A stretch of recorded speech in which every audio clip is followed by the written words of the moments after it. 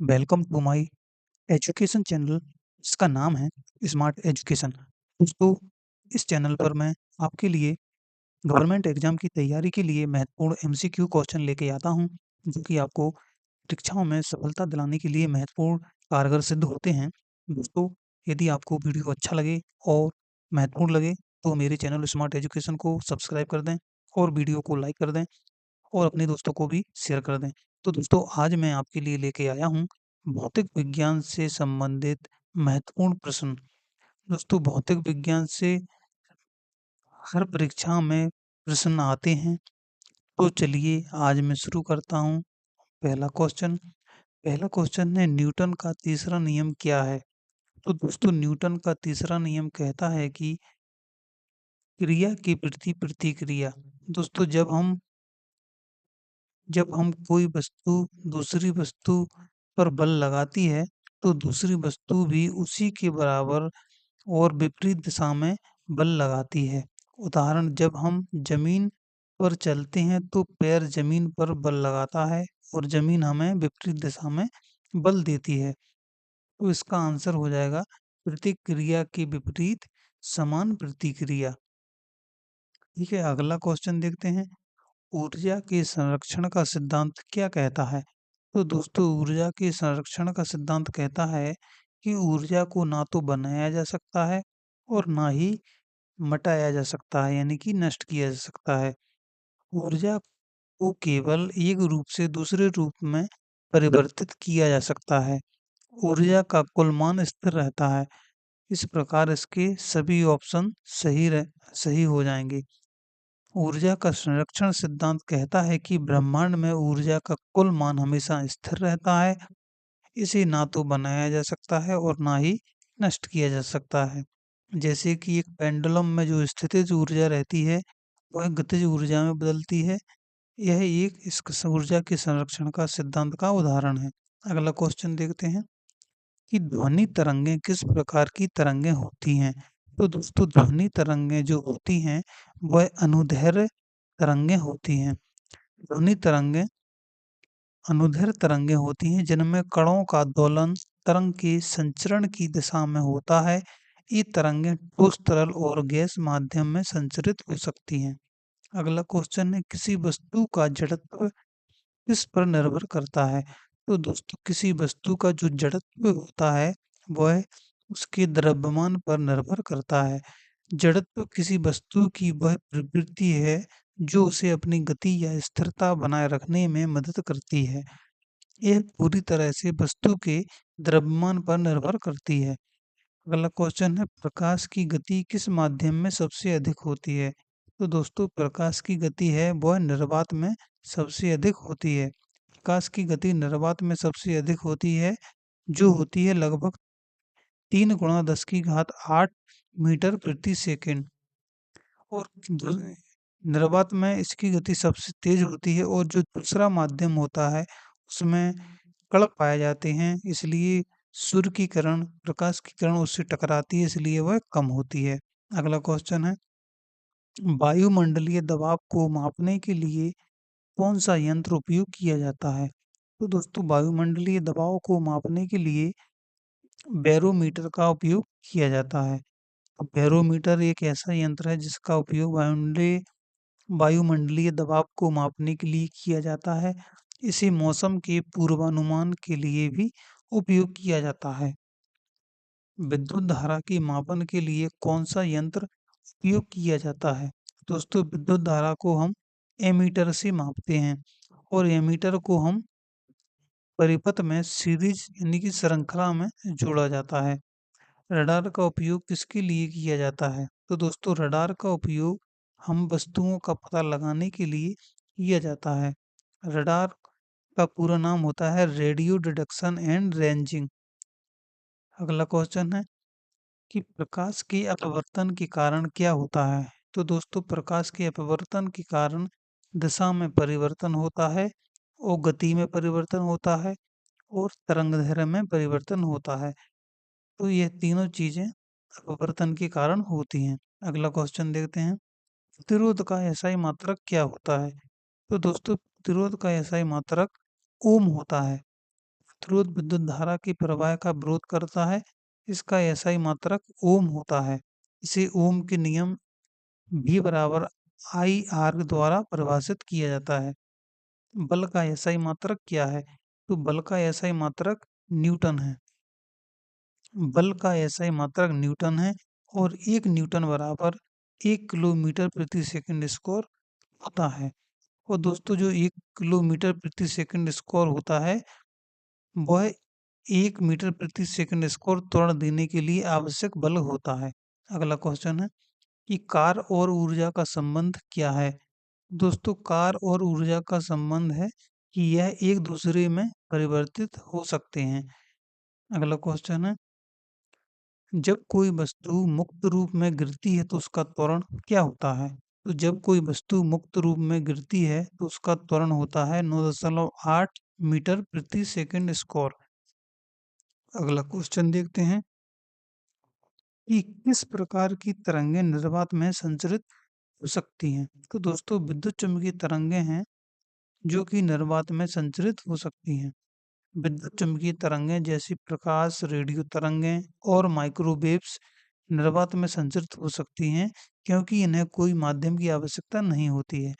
अगला क्वेश्चन है, शक्ति का एसआई मात्रक क्या है? तो दोस्तों शक्ति का एसआई मात्रक वाट है।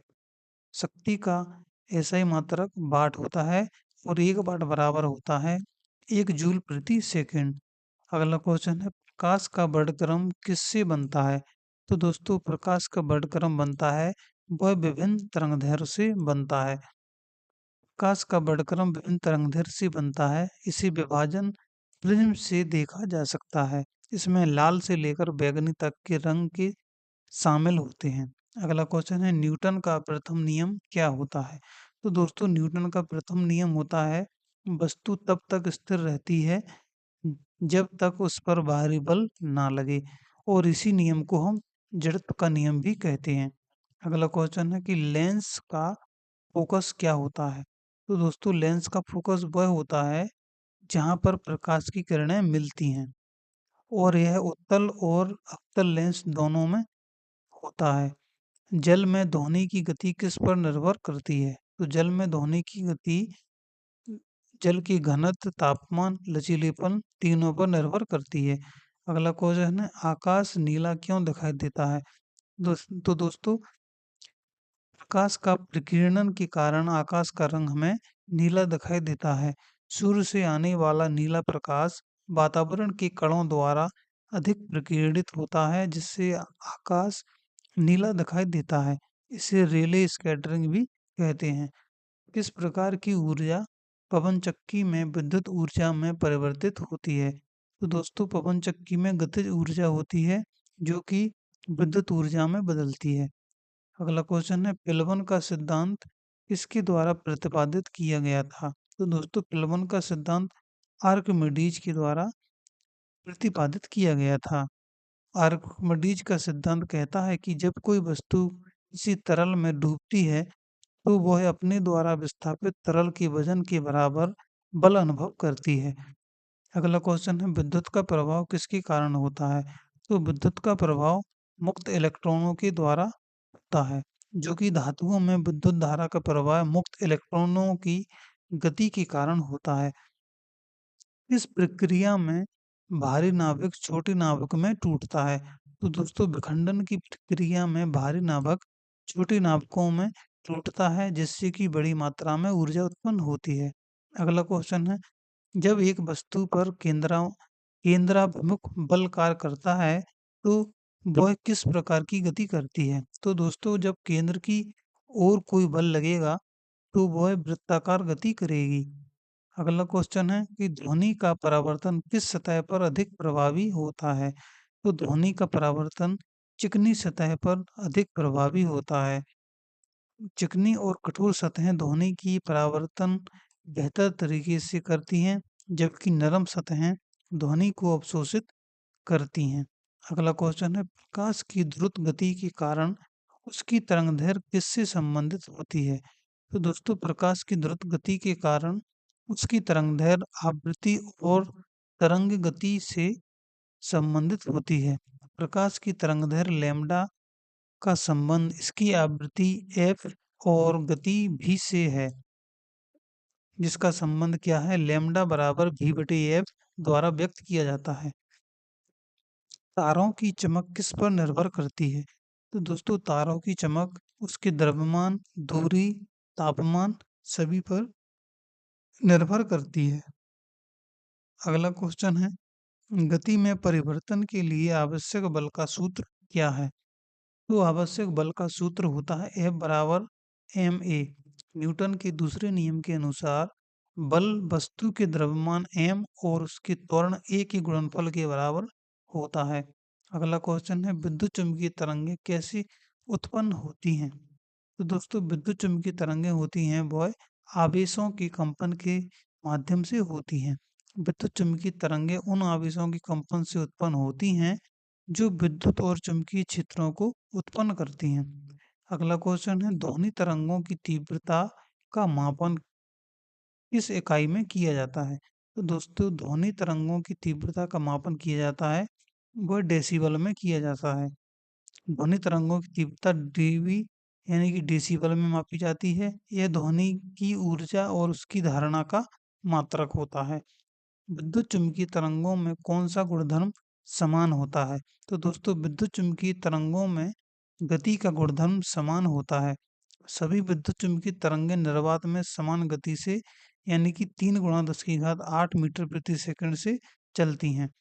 सूर्य से पृथ्वी तक ऊर्जा का स्थानांतरण किस प्रक्रिया से होता है? तो सूर्य से पृथ्वी तक ऊर्जा का जो स्थानांतरण है वह विकिरण के माध्यम से होता है,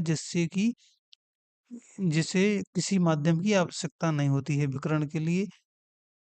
अगला क्वेश्चन है, आवर्त गति का उदाहरण क्या है? दोस्तों आवर्त गति का उदाहरण एक पेंडुलम की गति है। आवर्त गति वह गति है जो एक निश्चित समय अंतराल पर स्वयं को दोहराती है। पेंडुलम की गति इसका एक सामान्य उदाहरण है। अगला क्वेश्चन है, द्रव्यमान, मास और भार यानी कि वेट में क्या अंतर है? तो द्रव्यमान स्थिर रहता है और भार बदलता रहता है। दोस्तों भार इसलिए बदलता रहता है क्योंकि गुरुत्व का मान जहाँ बदलेगा इसलिए वहाँ का भार बदलेगा। द्रव्यमान किसी वस्तु में मौजूद पदार्थ की मात्रा होती है और यह स्थिर रहता है। भार गुरुत्वाकर्षण के कारण होता है जो कि स्थान के अनुसार बदल सकता है। अगला क्वेश्चन है कि रेडियोधर्मी क्षय में कौन से कण उत्सर्जित होते हैं? तो रेडियोधर्मी क्षय में अल्फा, बीटा और गामा तीनों प्रकार के कण उत्सर्जित होते हैं जो कि रेडियोधर्मी तत्वों के विघटन के दौरान निकलते हैं। अगला क्वेश्चन है, तापमान मापने के लिए एसआई मात्रक क्या है? तो तापमान मापने के लिए एसआई मात्रक केल्विन है। तापमान मापने के लिए एसआई मात्रक केल्विन है जिसे हम के से दर्शाते हैं। अगला क्वेश्चन है, वोल्ट मीटर का उपयोग किसे मापने के लिए किया जाता है? तो दोस्तों वोल्ट मीटर का उपयोग हम वोल्टता मापने के लिए किया जाता है। वोल्ट मीटर एक ऐसा उपकरण है जिसका उपयोग किसी विद्युत परिपथ में वोल्टता को मापने के लिए किया जाता है। अगला क्वेश्चन है, प्रकाश वर्ष किसका मात्रक है? तो दोस्तों प्रकाश वर्ष एक दूरी का मात्रक है। प्रकाश वर्ष वह दूरी है जो प्रकाश एक वर्ष में तय करता है। यह अंतरिक्ष में दूरियों को मापने का एक सामान्य मात्रक है। अगला क्वेश्चन है, तरंगदैर्घ्य और आवृत्ति के बीच क्या संबंध है? तो दोस्तों तरंगदैर्घ्य और आवृत्ति के बीच संबंध है लैम्डा बराबर v/f। तरंगदैर्घ्य जिसे कहते हैं लैम्डा और आवृत्ति यानी कि फ्रीक्वेंसी, इनके बीच लैम्डा बराबर v/f का संबंध है जहाँ v एक तरंग की गति है। अगला क्वेश्चन है, ध्वनि की गूंज कब उत्पन्न होती है? जब ध्वनि परावर्तित होकर कान तक पहुंचती है। दोस्तों जब ध्वनि जाके किसी सतह से टकरा के वापस हमको ही सुनाई देती है तो उसे हम इको यानी गूंज कहते हैं। और ध्वनि की गूंज तब उत्पन्न होती है जब ध्वनि परावर्तित होकर स्रोत से कम 17 मीटर की दूरी से वापस कान तक पहुंचती है। ठीक है। अगला क्वेश्चन है, कौन सी प्रक्रिया गर्मी के स्थानांतरण के लिए माध्यम की आवश्यकता नहीं रखती है?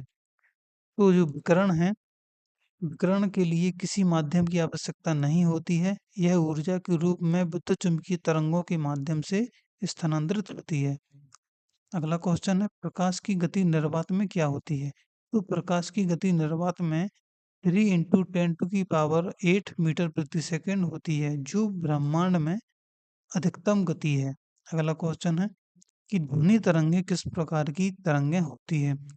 दोस्तों, ध्वनि तरंगे जो होती हैं, अनुदैर्ध्य तरंग और यांत्रिक तरंग, ये दोनों प्रकार की तरंगे होती हैं। ध्वनि तरंगे अनुदैर्ध्य तरंग और यांत्रिक तरंग दोनों प्रकार की होती हैं, क्योंकि वे कणों के दोलन और माध्यम की आवश्यकता पर निर्भर करती हैं। अगला क्वेश्चन है, गुरुत्वाकर्षण का मान चंद्रमा पर पृथ्वी के मुकाबले कितना होता है? दोस्तों, गुरुत्वाकर्षण का मान चंद्रमा पर पृथ्वी का 1/6 होता है। चंद्रमा का गुरुत्वाकर्षण पृथ्वी की तुलना में कम है। इसका मान पृथ्वी के गुरुत्वाकर्षण का लगभग 1/6 होता है। अगला क्वेश्चन है, तापीय विस्तार किसके कारण होता है? तो दोस्तों, तापीय विस्तार थर्मल एक्सपेंशन तापमान में वृद्धि के कारण होता है। जब किसी वस्तु का तापमान बढ़ता है तो उसके अणु तेजी से दोलन करने लगते हैं, जिसके कारण उसका विस्तार होता है। अगला क्वेश्चन है, विद्युत प्रवाह का मात्रक क्या है? तो दोस्तों, विद्युत प्रवाह का मात्रक होता है एम्पियर। दोस्तों, विद्युत प्रवाह का मात्रक एम्पियर होता है, जिसे हम ए से दर्शाते हैं, और यह प्रति सेकंड प्रवाहित आवेश की मात्रा को मापता है। अगला क्वेश्चन है, फोकस और वक्रता केंद्र के बीच की दूरी को क्या कहते हैं? तो दोस्तों, फोकस और वक्रता केंद्र के बीच की दूरी को हम वक्रता त्रिज्या कहते हैं। वक्रता त्रिज्या दर्पण या लेंस के वक्रता केंद्र और ध्रुव के बीच की दूरी होती है, जिसे हम वक्रता त्रिज्या कहते हैं। अगला क्वेश्चन है, यदि किसी द्रव्यमान को उसकी प्रारंभिक स्थिति से 5 मीटर ऊपर ले जाएं, तो यह किस प्रकार का कार्य होगा? दोस्तों, यह एक धनात्मक कार्य होगा। जब बल और विस्थापन की दिशा समान होती है, तो कार्य धनात्मक होता है। इस मामले में गुरुत्वाकर्षण बल के विपरीत दिशा में द्रव्यमान को ऊपर ले जाया गया है। अगला क्वेश्चन है, ऊष्मा का प्रवाह हमेशा किस दिशा में होता है? तो दोस्तों, ऊष्मा का प्रवाह हमेशा उच्च तापमान से निम्न तापमान की ओर होता है। ऊष्मा हमेशा उच्च तापमान वाले क्षेत्र से निम्न तापमान वाले क्षेत्र की ओर प्रवाहित होती है, जब तक कि दोनों का तापमान समान ना हो जाए। अगला क्वेश्चन है कि न्यूटन का तीसरा नियम क्या कहता है? तो दोस्तों, न्यूटन का तीसरा नियम कहता है कि प्रतिक्रिया के बराबर विपरीत प्रतिक्रिया होती है। अगला क्वेश्चन है, किस पदार्थ में ध्वनि की गति सबसे अधिक होती है? तो ठोस में ध्वनि की गति सबसे अधिक होती है, क्योंकि इसके अणु निकटता से जुड़े होते हैं। अगला क्वेश्चन है कि जब प्रकाश किसी माध्यम से दूसरे माध्यम में प्रवेश करता है, तो कौन सा गुणधर्म अपरिवर्तित रहता है? तो दोस्तों, जब प्रकाश एक माध्यम से दूसरे माध्यम में जाता है, तो उसकी आवृत्ति अपरिवर्तित रहती है। तो दोस्तों, ये 53 क्वेश्चन जो मैं आज फिजिक्स के लेके आया हूँ, ये बहुत ही इम्पोर्टेंट क्वेश्चन है, जो कि आपको मध्य प्रदेश शिक्षक चयन वर्ग 2 में बहुत ही महत्वपूर्ण साबित होंगे। और दूसरी जो अन्य परीक्षाएं हैं, जैसे कि एसएससी, एमपीएसआई या पीएससी, उसके लिए भी बहुत ही महत्वपूर्ण सिद्ध होंगे। इसलिए आप मेरे चैनल को सब्सक्राइब करें, स्मार्ट एजुकेशन को, और वीडियो को लाइक कर दोस्तों को शेयर करें। धन्यवाद।